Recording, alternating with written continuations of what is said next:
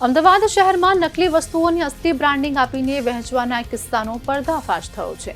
જાણીતી કંપનીના ઘી, ગરમ મસાલા, સિગારેટ, કોફી, વોશિંગ પાવડર સહિતની વસ્તુઓ નકલી વેચતા ગોડાઉનમાં છાપો મારવામાં આવ્યો હતો। અમદાવાદ ક્રાઇમ બ્રાન્ચને બાતમી મળી હતી કે બજારમાં કેન્સરની ચેતવણી વિનાની ડુપ્લિકેટ સિગરેટ વેચી રહ્યા છે। તેથી પોલીસે છટકું ગોઠવીને બંને ભાઈઓને સોલા વિદ્યાપીઠ પાસે બોલાવ્યા હતા। તેમની પાસેથી 3.25 લાખનો ડુપ્લિકેટ માલ મળી આવ્યો હતો।